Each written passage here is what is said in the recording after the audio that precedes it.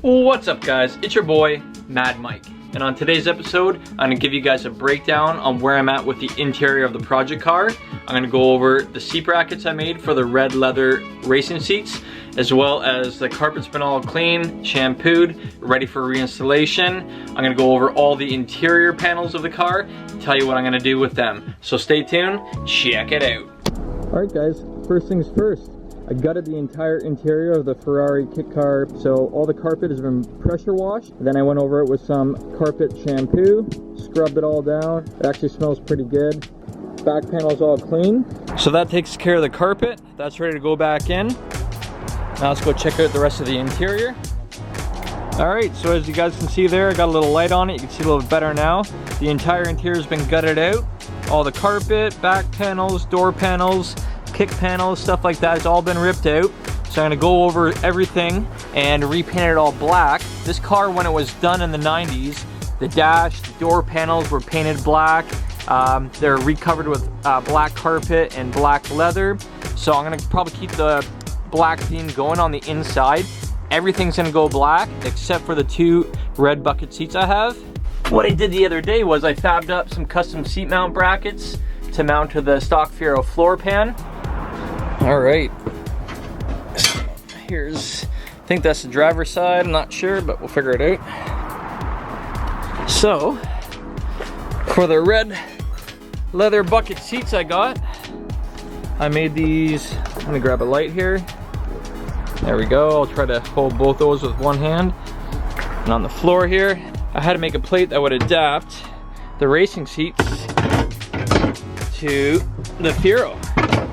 So as you can see, I just took some 1/4" steel, welded it all up, grounded it where need be. It's gonna bolt to the stock Fiero seat mount bracket area, and then the racing seats will mount to the left and right side of the original mounting area from the Fiero. So those brackets have been all done. I test fit the seats, they fit great. These brackets can now get painted black. I'll paint the floor black, install the carpet, the back panels, and let's check out all the kick panels and the door panels. I'll show you guys the door panels now. Okay, so I just pulled some of the interior panels out and put it on the front of the car. So you can see the door panels were covered with a black carpet down bottom, some black leather or vinyl on the top half, and then all the side panels and whatnot have been painted black in the past. So I'm just gonna go over everything, re-scuff it down, and then shoot all the panels black again.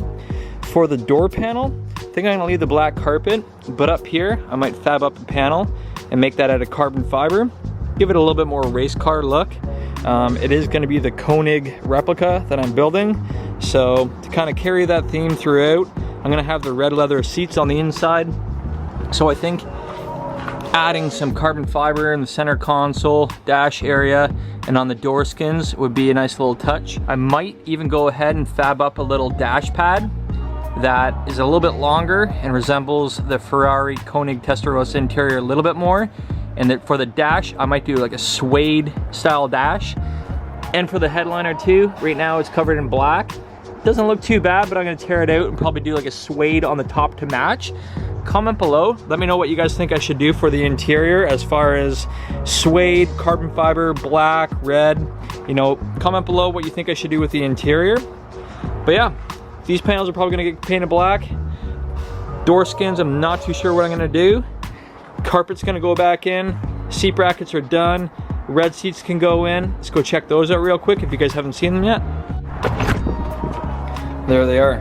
So these are the two seats I have that are going in. I made the brackets to accommodate the wider slide pattern.